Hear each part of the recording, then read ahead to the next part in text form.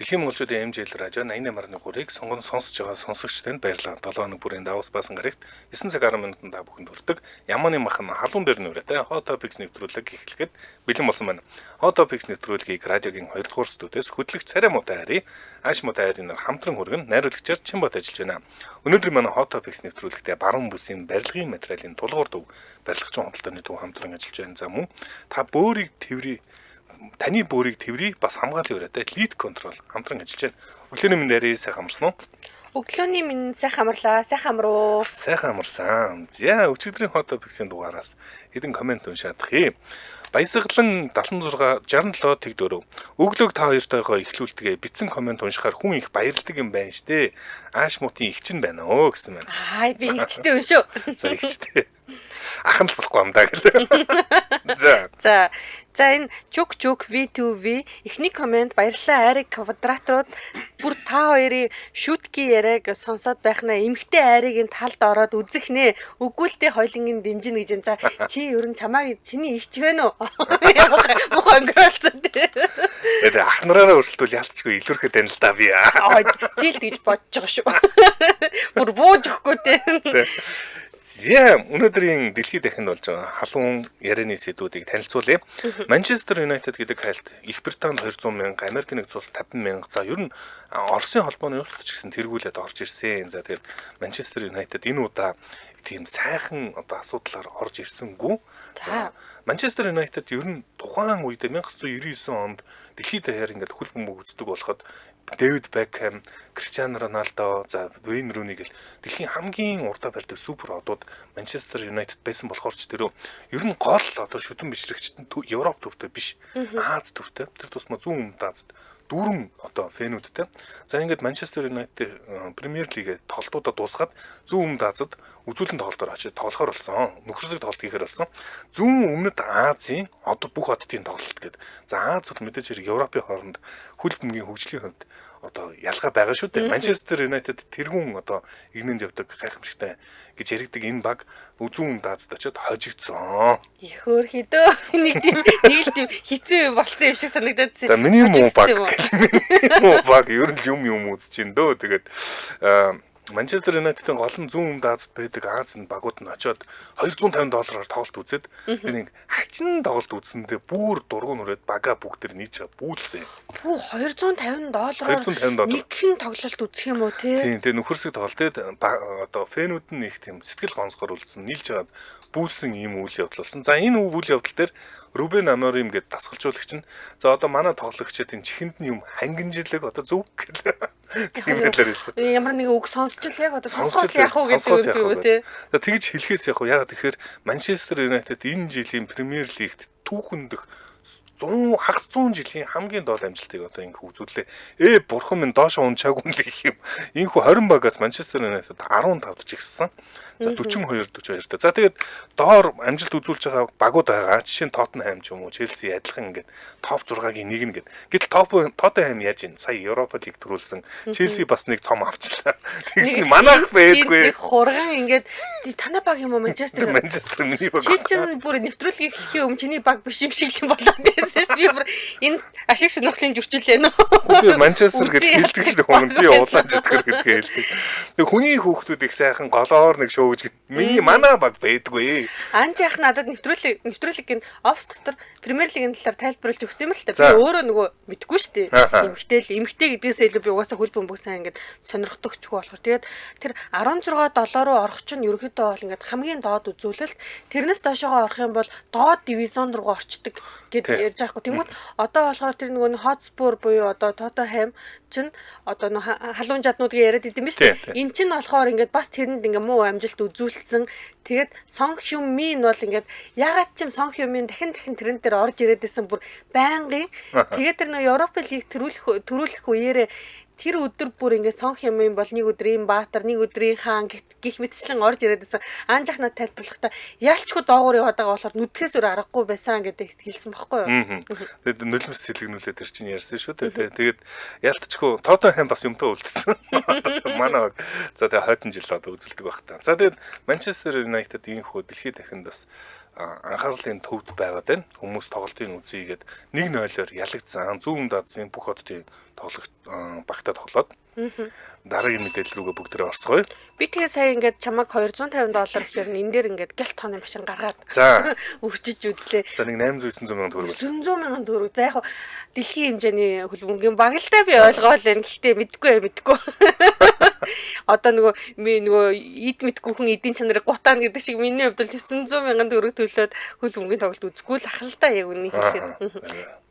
Яг одоо фэнүүдэд бол энэ нөгөө Манчестер Юнайтед чинь манай очирооч нь бүр тоглолт зүгээр үүсэх гэж л 20 мянган км байна уу дугуугаар оцсон шүү дээ одоо тий. Дараа их минь тийм штэ тий. Бен рүү манай баг шүү дээ. Тийм. Тэр байдгаа юм 250 байдгаа энэ чинь бүтэн сар 2 сараа ингэ төлж ачдаг ийм чухал одоо тоглолтууд бас болдог. За тэгээд ер нь бол Манчестер Юнайтедыг зүүн өмнөд Азийн фэнүүд нь тийм ойроос үзэх боломж олддгүй. Тэгээд ганц үзсэн чинь ястаа нэг хажин тоглолт үзүүлсэн л гэдэг шиг. Гэтэ яхав те юу эр хүн туугч барин туугалж хариулна те юм эргэх ингээд жамтаа болохоор дараагийн жилдээ бас сайн ч явах юм болов уу? Ухаантай да. За хаарч лээ. Ганцхан удаа ингээд нэг тийм бүдрэнгүүт нь битээ дэвсэлцгээ та нар. Гол нь Манчестер Юнайтед Алекс Фергюсон дасгалжуулагчаас нар үзэхгүй амаа. Ойлгохгүй байна. 11 оноос 14 жил ингээд ерөөсөн нар үзэхгүй. Бүрүү. Тэгвэл менежерээс солих хэрэгтэй юм биш үү ер нь? Яас.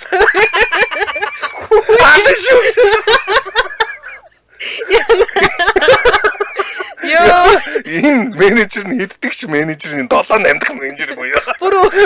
Энэ өрөө намаа менежер. Сэлсэл бүгдээ сэллээ. За дараа. Би яг ингээд өнөөдөр нэвтрүүлгийг дуусаад миний амнаас аюул дууссан байна. Надтай ямар нэг юм зохиол баг тавлаарай. Аригун ард нь байгаа гэдгийг одоо ингэ хэлье. За дараагийн мэдээлэл. За ингэсэн. За дараагийн мэдээлэл бол Тейтийн ах дүүс гэдэг нэрлэлөө орсон. Би өчтөр орой бүр ингээд шүн ингээд чам руу явуулах гэж хаад Hot Topics-ийн групп чат руу явуулах гэж хаад хөтлөгчдийн групп чат руу явуулсан байлээ заяа нэг яадахад нэг уймраа тэгээд тэгсэн чинь Тейтийн ах дүүс би юун дээр энэ маргааш тренд дээр орж ирэндэг одоо нэг үнэрт нь гэдэг шиг. Эндээс нэг юу гарах нь те хин шүү гарах нь те гэл. Тэгсэн чинь ялч ороод ирлээ. За яагаад орж ирсэн бэ гэхээр за Эндрю Тейт гэдэг хүний талаар хоёлоо өмнө нэвтрүүлгээрээ хит ярьжсэн. За өмнөх нэвтрүүлгүүдийг сонсоогүй хүмүүс ахын бол Эндрю Тейт бол ингээд орчин цагийн өсвөр насны болон одоо нэг 20 жаахан давж яваа залуу үеийнхэнд одоо арай ингээд те өөр эмгтээчүүдийн эсрэг ойлголтыг түгээгээд байгаа гэдгээрээ ингээд алдаршаад байгаа хүн. Энийг одоо англи дээр бол misogynic гэж яриад байдаг. Энэ юу гэсэн үг вэ гэхээр эмгтээ хүнийг дорд үздэг те эмгтээ хүн бол одоо юу гэдэг одоо гэртээ байгаад одоо ингээд эмгтээ хүн гэртээ байгаад гэрээ ажиллаа хийж их ёстой гэдэг тийм үзлийг ингээд түгээн дэлгэрүүлэхэд Эндрютэй их оролцоод байна гэдгийг би хэлээгүй. Энийг бол ингээд нэг томоохон ингээд одоо мэдээллийн агентлагууд нэмээд ингээд бас ингээд одоо британчууд ялангуяа Тейтэд их дургу байгаад байгаа. Яагаад тэгэхээр Тейтийг үздэг ингээд шүтдэг, даган дуурайдаг хөвгүүдийн зүгээс октоодын эсрэг ингээд хийж байгаа хүчирхийлэл их гараад. За энэ нь үргэлжлээд бас ингээд Adolescence гэдэг кино хүртэл Netflix дээр гарсан. Тэгэхээр энэ ингээд 6 ангитай кино гарах хэмжээнд Эндрю Тейт гэдэг хүн Британи хөвгүүдийн тархийг угаагаад байна гэдэг ийм үнцэг бол гарсан. Тэгвэл одоо болохоор одоо энэ жил болохоор 38 настай Эндрю Тейт болон түүний дүү Тристен Тейт нарт Их Британи улс за хүний биед гим хор учруулсан нэмээд хүн одоо хил дамнаа наймаалсан гэдэг хэрэгүүдээр ялт тулгаж байгаа гэдгийг албан ёсоор мэдэгдэжээ. Эндрю Тейт чинь уг нь Америк иргэн байна уу? Тийм, Америкийн иргэн боловч ээж аав нь салсны дараа аавыгаа ээжигээ дагаад Британд очиж суурьшсан. Британд өссөн юм билээ. Тэгээд Румынд энэ чинь бас яг хуулийн өмнө хариуцлага хүлээгээд өгсөн шүүхээс нь мултарсан санаад байна те. Эцсийн мөчөд Америк Дональд Трампын танилаар тусламжтайгаар л атсан гэж яриад байгаа юм. Тэгээд эцсийн мөчөд гисэн гэж одоо ярьсан. Тэгээд одоо болохоор Их Британд очиод хэрэгээр одоо яаж байгаа юм те. Шүүхтгэхэр болж байгаа юм те. Ер нь бол Британд өөрөө бол байхгүй, Америктай байгаа. Гэхдээ Британий зүгээс яг албан ёсоор ийм зүйл ангуудаар би ялт тулгаж байна гэж байгаа. За тэгээ эн чинь ингээд одоо эмгтээчүүдийн эсрэг үзэлтэйгээл бид нар ингээд бич яриад байна. Ингээд дэлхийд даяар энэ хүний дорд үзэх л гэж ярих хэрэгтэй. Эмгтээчүүдийг дорд үзэх те. Ингээд дэлхийд даяар яриад байгаа энэ хүн маань өөрөө эмгтээ хүнийг одоо хүчинцэн тэгээд нэмээд бага насны хүүхдэд бэлгийн дарамт учруулсан, бэлгийн мүлжлэгт ашигласан. За нэмээд одоо биеинд нь ингээд нөгөө зодсон гэх юм уу? Шууд хэлэхэд бол энд нь гэмтэл учруулсан. За тэгээ ингээд хил тамнаа 8-aalцсан гэх мэтчлээ нэгсэндээ бэлгийн мүлжлэгт ашигласан гэх мэт ийм хэрэгүүдээр ялчгүй одоо ялт тулгана гэдгээ Британий зүгээс мэдэгдсэн. Гэхдээ яг өмнөх нэвтрүүлэгт ярьжсанаа бид санаж байна л да. Дональд Трамп энэ хүнийг Румынээс суллуулад Америк руу авчирхад яг нөлөө үзүүлсэн үг гэвэл тийм. Ягаад тэгэхээр бүхэл бүтэнтэй нэгдсэн улсын ерөнхийлөгчийн төлөөлөгч өөрөө Румыний ерөнхий сайдтай уулзлаа. Яг бүр ингээд уулзаа тейтийн талаар ярьсан гэд бүр тренд дээр тэр нь орж ирээ. Нойрын хүмүүс нь хоорондоо уулзсан болж таарад байгаа тийм. Тэгсэн чинь одоо ингээд ямар ч гэсэн ингээд одоо Америк нэгдсэн улсад одоо амьдраа сууж байгаа. Өөрөө бол эн чинь X буюу Twitter дээр 10 сая дагагчтай. За тэгээд тэр Instagram, Facebook-ын дагагчийг бол би мэдэхгүй байна. Одоо эмэгтэйчүүдийн дорд үтсэн үзлээсээ гадна за хурдны машин юу гэдэг вүлээ? Уралдааны машин. За уралдааны машин. Одоо ховийн онгоц. За тэгээд нөгөө нэг дарвуулт хөлөг гих мэтчлээ ингээд нөгөө маш тансаг зэрэглийн, дээд зэрэглийн амьдралаа өөрийнхөө сошиал медиа дээр хуваалцаад Кейт байх нь гоё юмаа гэдэг ийм үнцгийг хүүхдүүдэд үзүүлээд тэгээд нөгөө тэр гоё амьдралын хэм маягийг ингээл хүүхдүүд ингээл сонирхол харангууд Кейтийнх нь өөрийнх нь үзэл бодол нь эмэгтэйчүүдийг дорд үзээд байдаг.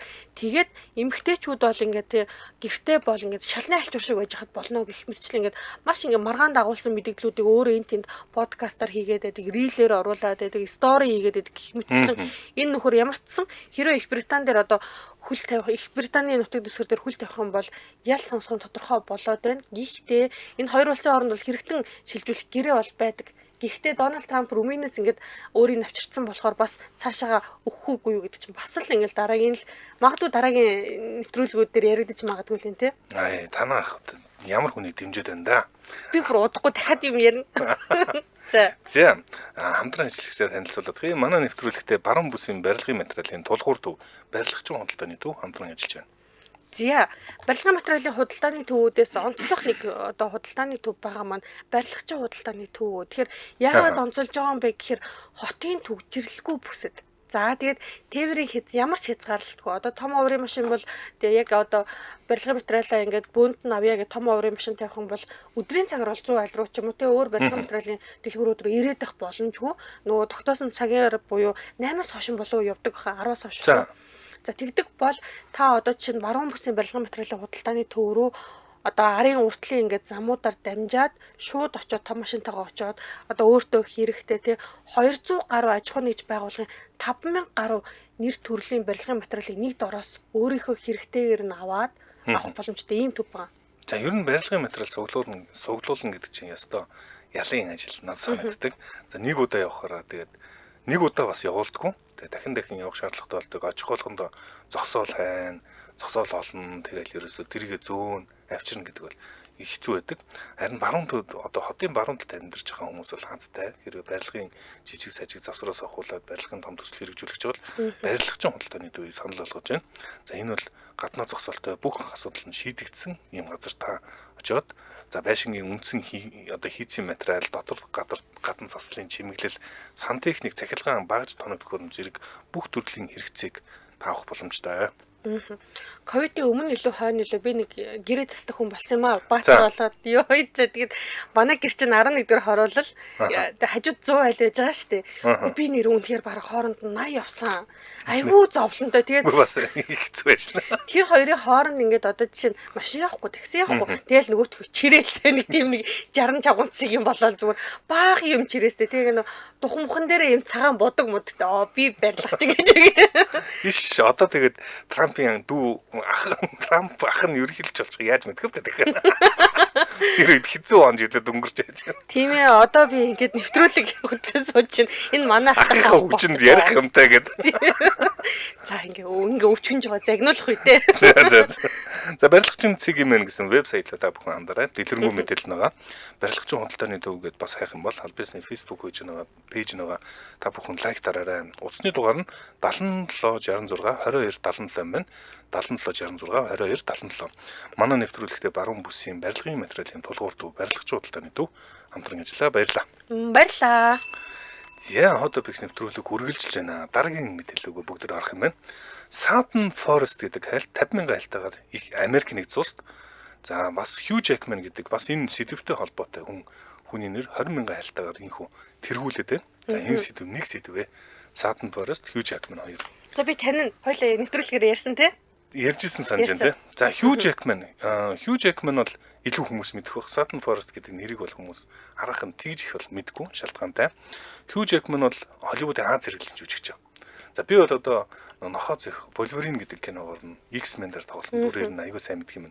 Гэхдээ энэ чинь бас нэлийн том лаг дүрүүд гаргацсан тий.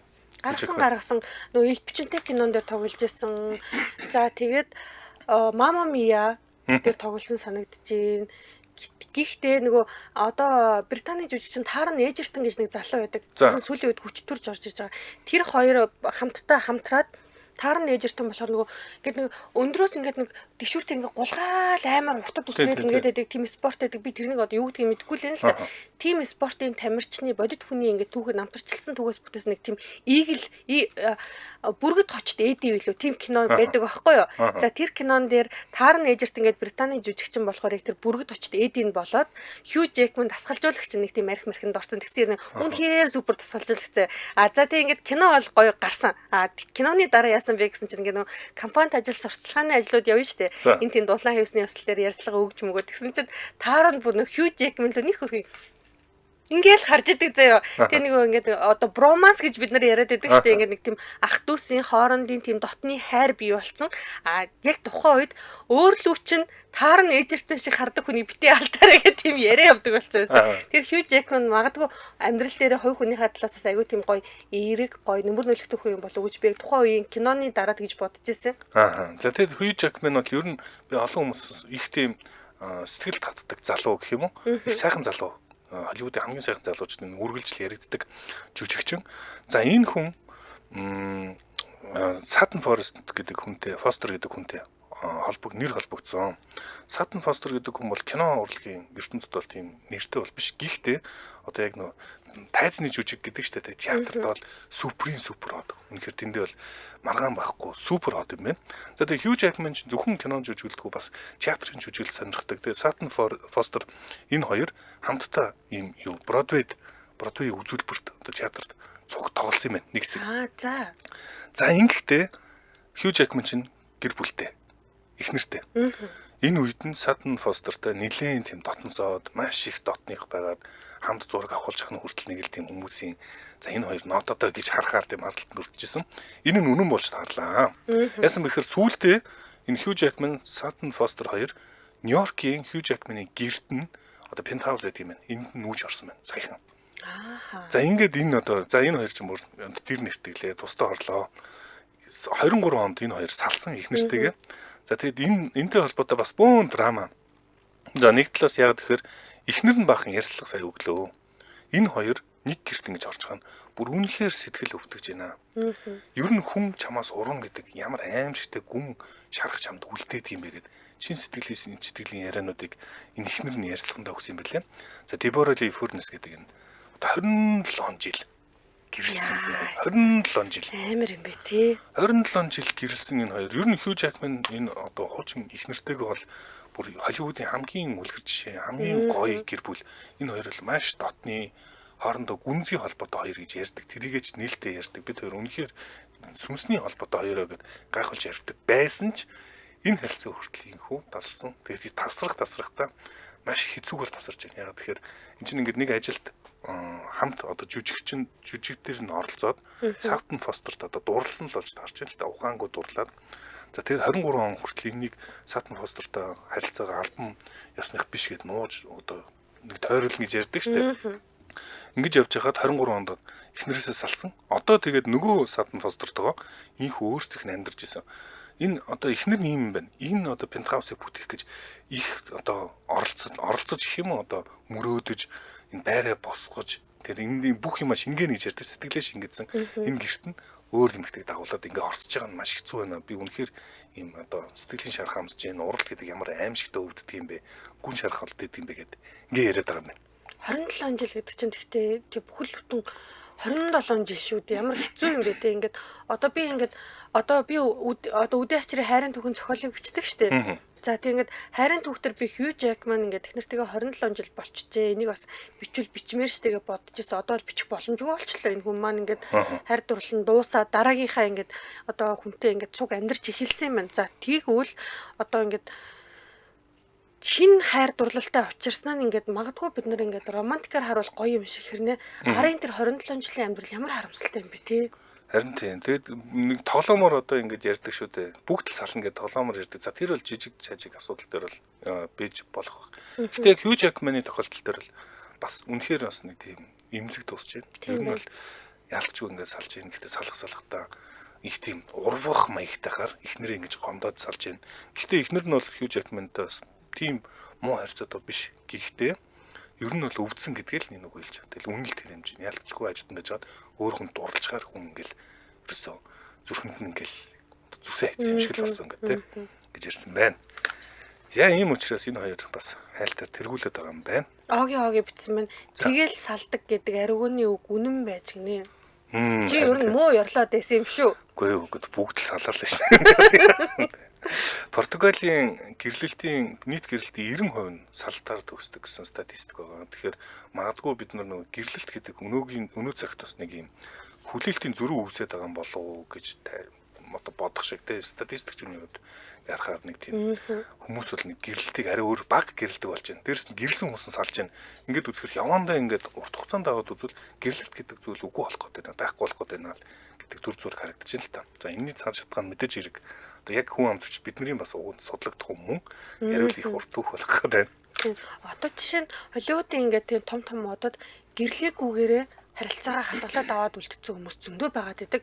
Одоо чинь түр хэлсэнчлээ хайрын түүхийн зохиол бичдэг болохоор би биччмэр хүн юу байна гэдээ одоо өлөв долоо хийгээл хүн амьтны түүх уншаа явж идэг байхгүй юу? А тэнгүүд гэрлээгүй гэхдээ ингээд 20-30 жил харилцаагаа хадгалсан хүмүүс байгаад идэг. Магадгүй тэр хүмүүсийн тэр урт удаан хамттай байгааг нь нууцна. Гэрлэлт гэдэг тийм нэг одоо үүрэг магадгүй нөгөө талаас нарах юм бол дарамтыг өөрсдөө тийм ингээд би болгоогүй болохоор харилцаа нь ингээд тэгштэй аятайхан ингээд өрнөсөн байж болох л би мэдгүй байна л да яг үнийг хэлэхэд. Тэгэхээр би ямар нэг юм шүүгсэн ч юм уу тийм өнцгөөс хандаагүй шүү. Нэг тийм өөр бас энэ талаас нь харуул юм байж болох юм аа л гэдэг үнс хэлж байгаа. Тийм маш эмзэг сэдв бас ярил бас нэлээд тустай нэг дэлгэрэнгүй бас эвтэйхэн ярихгүй бол 3 нэвтрүүлэг хийх хэрэгсэд үү? Ер нь бол би бол ярил ярина.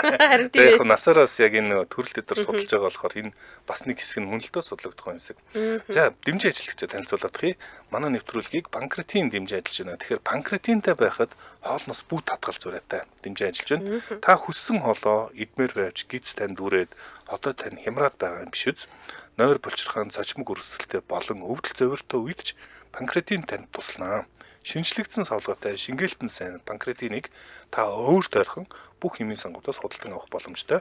Утасны дугаар нь 77 дэгдэх 33.11 80 54 33.11. Манай нэвтрүүлгийг панкреатин дэмжээ ажиллаа баярлаа. Баярлаа. За энэ дүүрэн ихсээ комент хийсэн байна. Ари Пирс Броснаны хайр дурлалыг ярил их сонирхолтой амьдралтай хүн байлээ. Маш үнэнч ховор гэсэн байна. За тэгэхээр Пирс Броснаны хайрын түүх яригдцсан. Тэгээд их нэртэй ингээд одоо би олон зохиол бичдэг болохоор алийг гэдгээ сандгүй ч гэсэн Пирс Броснан дин доор ихнэрээ далайн ирэг дээр сууж найрсан гэдгийг нь санаад байна л та. Тийм тэгэхээр хайрын түүх нь яригдсан байгаа шүү. Бас үдээ ачрынхаа хайрын түүх гэж хайж ороод Пирс Броснан гэх юм бол гаран шүү. Гараад ирэх баха тий. За дараагийн мэдээлэл рүү оръё. За дараагийн мэдээлэл Дональд Трамптай холбоотой би одоо нөгөө манайхтай холбоотой гэж хэлсэн чинь ам ивэлсэнгүй. Аагүй юм уу үнэнч гээд. Тэгээд нөгөө Трамп ярьсан. Хөө ээж угаас гараад ирсэн юм чи би яах юм. Өнгөрч гараад ирсэн юм чи. За яар. За ингээд яг одоо ингээд нэвтрүүлгийг сонсож байгаа хүмүүст хэлэхэд ингээд хинэн дарга гэдэг сая харагдсан уу? За яар гэж. За ингээд Дональд Трампын хувьд одоо ингээд өчтөр чи яг хэлсэн одоо банкнаас 30 сая доллар зээлж аваад төлөөгүй тэр мөнгөөрөө тансаг амьдарсан хүмүүсийг ингээд хоригдчих үед жил гаруй хоригдсныхан дараа сулсан гэж ярьсан да. Тийм шүү дээ. За тэгсэн чинь өнөөдөр бас нэг өөр хүн сулчихж. Йоо. За суллахтаа заяо одоо Чикаго хотын одоо зохион байгуулалттай гэмтэргийн бүлэглэлийн толгойлогч Ларри Хувер гэдэг хүнийг сулсан байна. Үгүй энэ ч ямар ч энэ ч одоо хөөрхий ингээд мөрөөр явж байгаа баг хүмүүсийг бас энэ Мари Салваторчиг гэх гээд зөөгөөдсөн мэт дээ. Одоо өөрөө шорон даваачаад ингээд бүгдийг ингээд нэг галуун цуваа шиг ингээд суулгаж молгоо хорцсон байгаа шүү дээ. Тэгсэн мөртлөө өөр гимт хэрэгтнүүдийг одоо суллаад янз янз өөр хийсэн хүмүүсийг бас суллааж яваад байгаа юм шүү дээ. За одоо Лари Хүүвер гэдэг хүн бол за өчтөр ч юм уу те 5 жил өмнө 10 жилийн өмнө ингээд бадарч авсан хүн биш л те 1970-аад онд бол Чикагог айдас давтуулаад Чикаго Disciples гэдэг ингээд өөр ингэсэн мафийн бүлэглэл энийг одоо маф гэж шууд хэлж болох бах мафтай болоо. За тэгээд Чикагогоосоо ингээд дамнаад Америк даяар одоо би хар тамхины нэрүүдийг хэлэхгүй хар тамхи ингээд мансууруулах бодсон ингээд тим төрлүүдийг ингээд Америк даяар зарж исэн. За зарж борлуулж их үедээ бол ингээд энэ бүлэглэл ингээд хөссөн хүсээгүй одоо тэгэл мафлуулсан томроод ирсэн юм байна. Гэхдээ өөрийнх нь ингээд өрсөлдөгч гэж гарч ирсэн 19 хүн настай одоо хар тамхи зарж ирсэн хүүхдийг алуулах тушаал өгсөн. За тэр хүүхэд бол ингээд нас орсон одоо алагдсан тийм үү. Энэ хэрэгэдтэй болохоор 150-аас 200 жилийн ял сонссон хүн юм байна. За тэгээд 1973 онд буюу одоогоос ингээд 52 жилийн өмнө ялаа сонсоо. За 50 гаруй жил те 5.1 дамнаад шоронд суужсэн энэ жилд 74 настай Лари Хүүвер гэдэг хүнийг Дональд Трамп одоо ерөнхийлөгчийн зэрлэгээр өршөөгөө сулсан байна л да. Тэгэхээр би одоо яагаад гэх үнэхээр хэлж мэдэхгүй байна. Тэгээ ингээд тийм шалтгаан бичээг байна. Тийм шалтгаан бол байхгүй байна. Тэгээд одоо тэгээд Трамп ч өөрөө гэт нэг ямар нэгэн байдлаар ингээл би тэгсэн бол ингэсэн энэ бол ийм ингээл нэг тийм мэдээлэлүүд хийцэн байдаг. Энэ дээр бол мэдээлэл хийгээгүй л та. Тэгээд одоо би Guardian-ы мэдээллийг хараа сууж байна. Тэгмүүд одоо 2024 онд энэ Лари Хүүвер гэдэг хүн болохоор би болохоор тий шүүхтэр хэлсэн үгэн дээрээ би ингээд өмнө нь шоронлоо алхаж орж ирсэн тэр хүнээсээ огтур хүн болсон. Би өөрчлөгдсөн одоо ингээд засарсан гэдэг ийм мэдээлэл хийж исэн юм байна.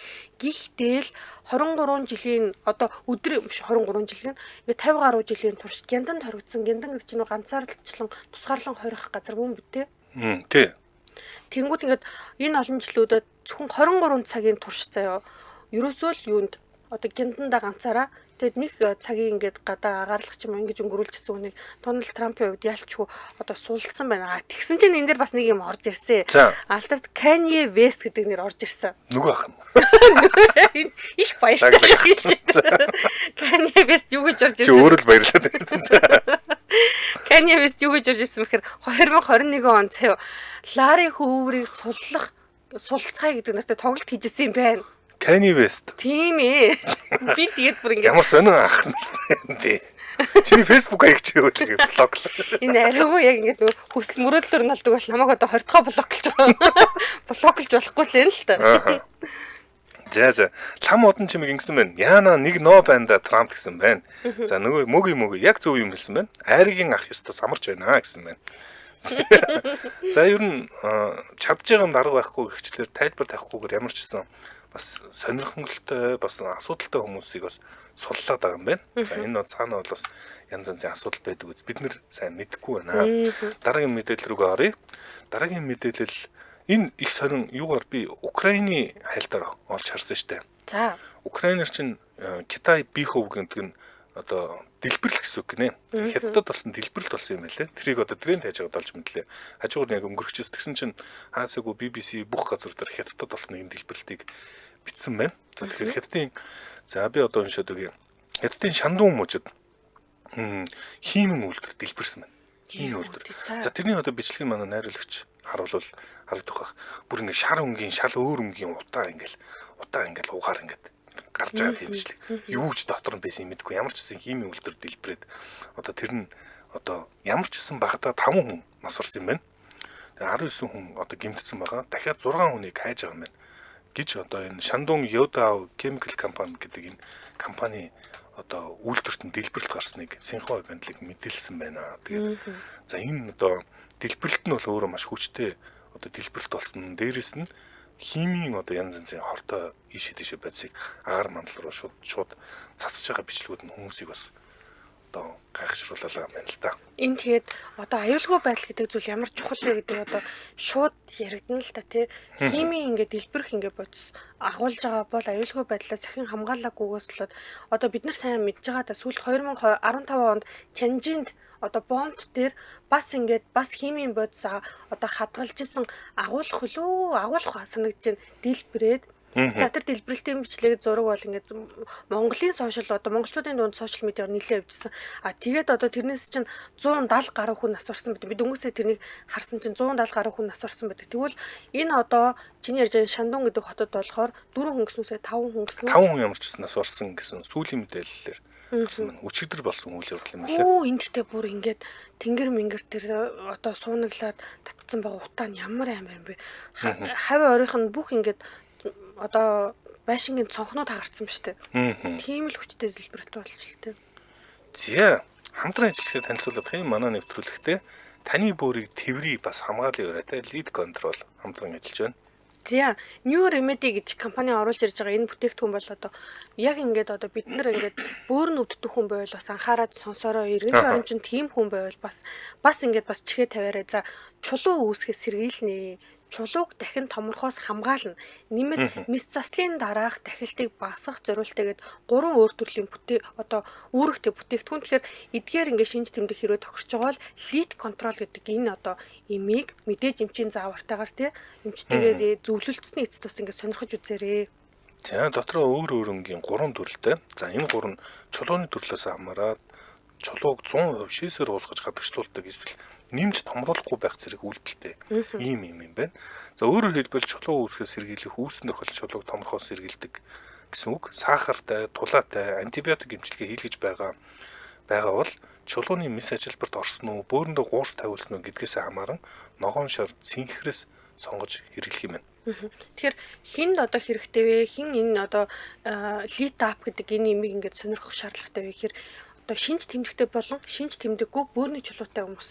За тэгээд тулай одоо чихрийн шижинтэй хүмүүс бөөрийн хүндрэлээс сэргийлэх болон хүндрэлийн үед за бөөрийн архаг дутагдaltaй диализ хийлгэж байгаа өвчтнүүд нэмээд бөөр шээсний замын халдварын үед антибиотик эмчилгээтэй байгаа бол бас хамт хэрэглэдэг. Нэмээд холын твэрт явдаг удаан суугаа ажилтай мөн олон дахин бөөрийн мис засал хийлгсэн хүмүүс лид контролыг зөвлөж байгаа. За энэ юм монголчуудын дунд хамгийн их одоо тохиолддог цэнхэр одоо савлгаатай танилцуулъя. Монголчуудын дунд бол кальцийн чулуу үүсгэхээс сэргийлдэг юм байна. Цэнхэр нь томорхоос хамгаална, мис заслын дараах дахилтаас сэргийлдэг, чихрийн шижинтэй хүмүүсийн бөөрийн хүндрэлээс сэргийлэхэд бас тусалдаг. Бөөрийн эдийн шохожилтод ч үр дүнтэй юм байна. За ногоон савлгаад нь бол одоо тулай, бодисын солилцооны өөрчлөлтөд таргалтай хүмүүс шээсний хүчлийн чулуу үүсгэхээс бас сэргийлдэг. За нэг удаагийн курсээр дахихгүй болгоно. Хоолны дэглэмтэй хүмүүс бас хэрэглэж болох юм байна. Улбар шар савлгаатай гэж бас байгаа. Хүүтэн синдромны үйлрэлт бөөр шээсний замын халдвар ихсгэд антибиотикийн эмчилгээ үр дүнтэй болгож бөөрөнд бактери үржихээс сэргийлдэг. За ийм төрлийн 3 өөр төрлийн лид контрол юм байна. За лид контролыг одоогоор 45-аас их оронд одоо борлуулж байна. Япон, Солонгос, Америк гэдэг өндөр хөгжилтэй орнуудад ч яг ижил хүнээр нь ийхүү Монголд худалдаалж байгаа юм байна. За тэгэхээр Маго, Хөрмөн, City Farm-ын бүх салбаруудаар худалдаалж байгаа. Жоргуу болгодог юм. Хуудасны дугаар нь 9611 2418 9 4 5962. Манай нэвтрүүлэгтээ таны бөөрийг тэврий бас хамгаалын өрөөтэй лид контрол хамтран ажиллаа. Баярлалаа. Баярлалаа. За одоо бикс нэвтрүүлэг үргэлжлэж байна. Бүгд дараагийн сэдвүүг орцгоё. За дараагийн сэдв одоо кинотой холбоотой, кино ертөнцтэй холбоотой сэдв ялч тренд дээр ороод ирсэн байна. Тэгэхээр одоо би ингэж боддог гэсэн. Одоо юу гэдэг чинь те би бүр хүүхэд тахтаа л да. Би одоо бид нар чинь хүүхэд тахтаа ингээд том хүний юм гарангууд тест хийх байх юм олж чадвал бос. Үздэггүй хүн шиг ингэж мэгж хараа. Би бүр 0 мөл ордог гэсэн шүү дээ. Ичээд тий энэ чинь нөгөө ээж авахаа л хажуу сууж байгаа шүү дээ хүүхэд юм чинь.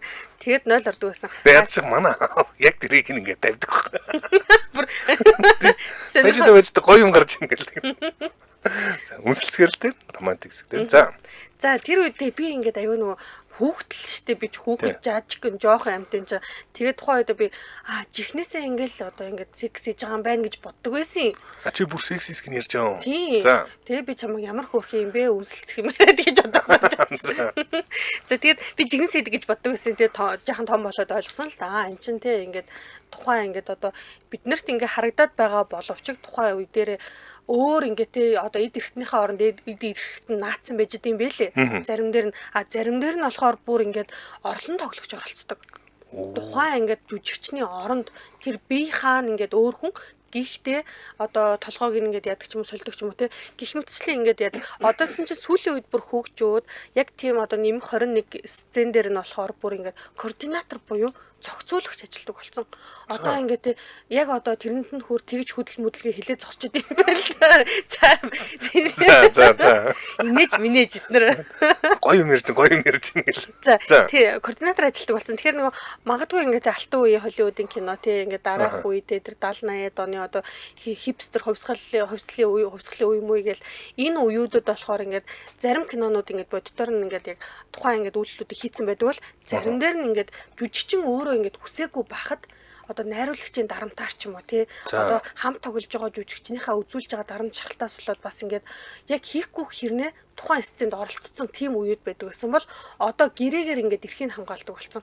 Координатор буюу тэр одоо зохицуулагч гэдэг хүн тэн дээр ингээд яг энэ хин хинийх нь эрхэн зөрчигж гин үгүй юу гэдэг юм хяналтын тавиад яг хажууд нэг лаарцсан нөгөө дээлтэй зогсож идэг болсон юм байна л та. Би одоо кино минь сайн мэдгүй. Гэхдээ бол тийм болсон. Холливуудын одоо юу н одоо юу гэдэг стандарт нь. За тэгвэл яг сүүлийн үед Кевин Костнер гэдэг жүжигчний бид нар сайн мэднэ. Whitney Houston-тэй зөв бие хамгаалагч гэдэг кинон тоглож байсан. За тэгээд нөгөө усанд орох ертөнц гэх кинон тоглож байсан энэ алдартай жүжигчин хамтран одоо Horizon гэдэг одоо вестерн төрлийн буюу одоо зэрлэг өрнийн тухай ингээд үйл явдлыг үзүүлж байгаа нэлээд алдартай кинон дээрээ нэгэн залуухан жүжигчний одоо орлон тоглогчийн одоо яг тэр хүчирхийллийн сцен гардаг хэсэг дээр ингээд хэцүү байхад ингээд болигээд ахт ингээд үргэлжлүүлэн зураг авсан гэдэг хэрэгт буруутгагдаад байгаа юм байна.